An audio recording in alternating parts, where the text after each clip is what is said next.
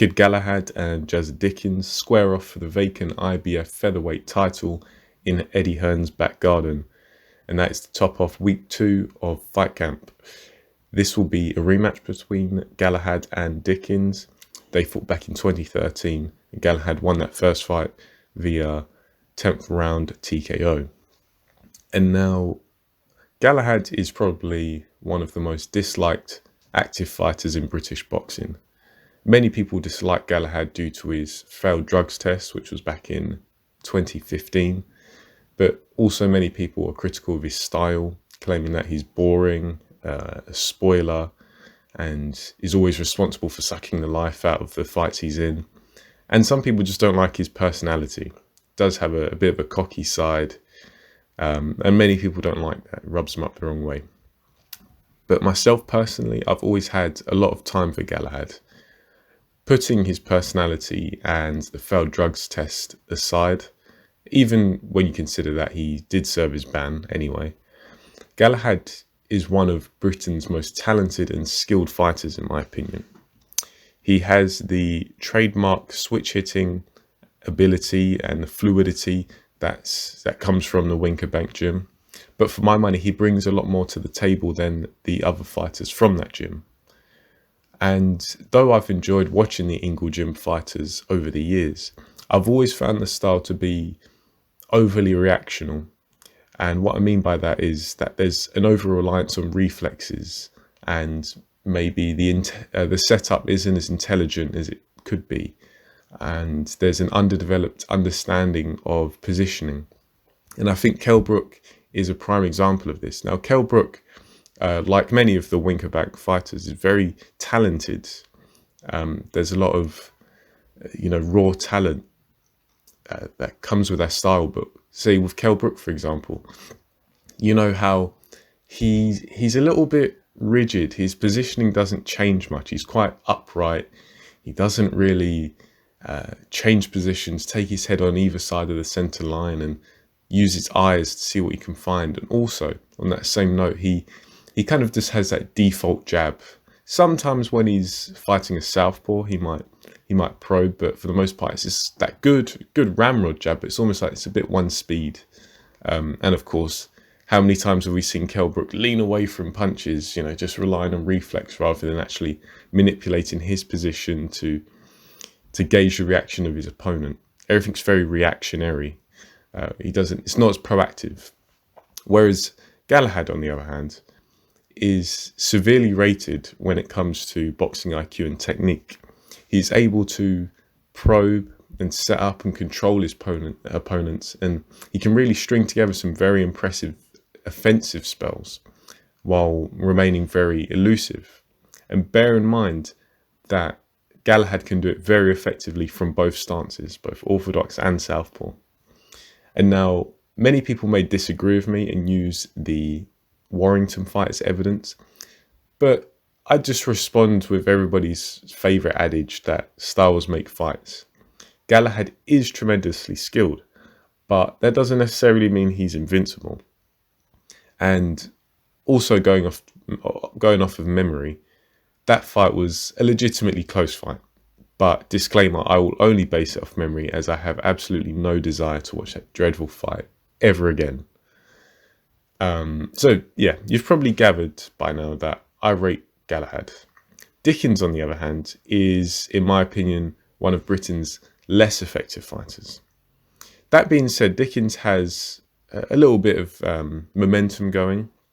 He has a majority decision over Lee Wood, who, as of last week, is WBA regular champion, and also a unanimous decision over Ryan Walsh. Both fights took place in the Golden Contract tournament, so Dickens is on a little bit of a run, and credit to him for that, because my first memory of Dickens was when he almost had his jaw removed by Guillermo Rigondeaux back in 2016.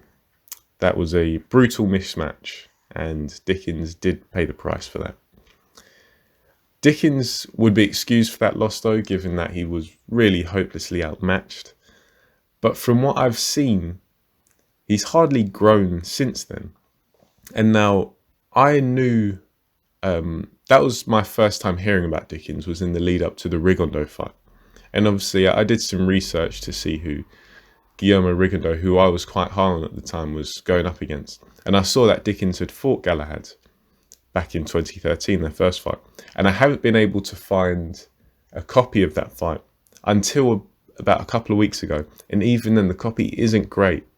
It's not a great copy, but nevertheless, you get a feel for how Dickens was back in 2013, his level of ability.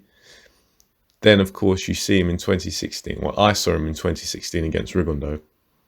And then I've seen a couple of his golden contract fights. And he really hasn't grown that much. His style it's almost exactly the same. And so I think it's fair to say that Dickens has reached his limit. I don't think he's going to get any better. And Dickens is a very basic kind of single layer fighter. He has, from what I've seen, not great boxing IQ. His technique is average. He certainly isn't a puncher. He doesn't have the greatest mechanics.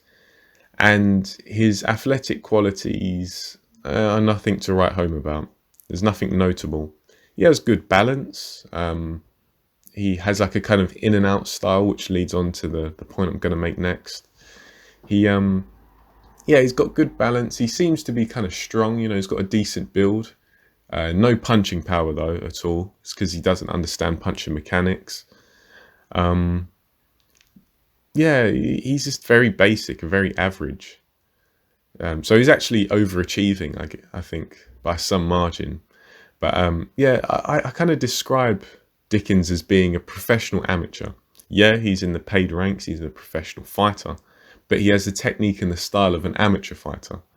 And it's like people get that twisted because you can have amateurs who fight like amateurs, but they don't have the polish, they don't have the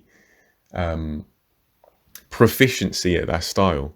But then you can have a professional who is obviously a paid athlete and can dedicate more time to being a boxer, but they still fight like an amateur, but they've just had more time to practice. They've been in the sport longer. They practice for more hours on a daily basis. So their style is exactly the same in theory, but one just looks more polished than the other. And that's the case, in my opinion, with Dickens. He's very polished, but basic in what he does. And to some degree, look, you can get away with it at, British level, which Dickens is pretty much operating at. But, it just doesn't cut it at the higher levels. I guess there is an upside for Dickens, and that's that he fought back in December, whereas Galahad hasn't fought since February 2020. So I think that's where the upsides end, though. As previously mentioned, in the first fight, Galahad stopped Dickens in the 11th round. Dickens, despite his flaws and his basic style, he was a handful for Galahad. But you could tell from that fight that Dickens was just a level below. And I believe that gap in ability is now much bigger. So my prediction for this fight is that Galahad will stop Dickens in earlier than the first fight. I think in this fight, Galahad stops Dickens in about round 8 or 9. And there will most likely be a feeling out process in the opening rounds. But I think Dickens will be in a world of trouble once Galahad gets into his rhythm. Because once Galahad does, I can really see him just beating Dickens up. I think he'll have full control over Dickens. I think he'll be physical and he'll be really accurate with his shots. And yeah, I essentially see him picking Dickens off and probably forcing the corner to throw the towel in, with Dickens being stopped on his feet. So yeah, that's my prediction. I don't think, for a main event, I don't think the fight is going to be that competitive, but it's for the Vacant title, so I imagine it's been ordered by the IBF, and those two are probably at the top of the rankings. I know Galahad was gunning for the Josh Warrington rematch, but Josh Warrington is no longer champion and is instead going up against Mauricio Lara in September, I believe. So, but it's an interesting development. And I, of course, expect Galahad to become IBF champion come Saturday.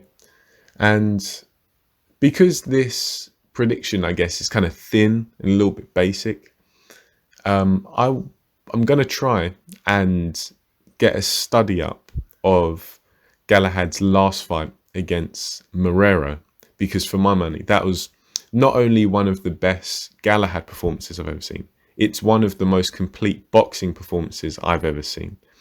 And you really have to break it down. It's very dense. There's a lot of technique and a lot of boxing IQ displayed by Galahad, and I think it's just great. And I think it's a good way to learn the fundamentals and the more advanced stuff in boxing. So if I can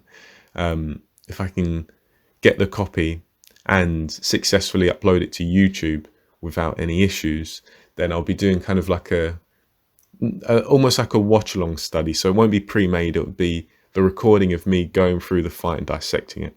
So watch this space. I'll try and get it done to accompany this prediction video.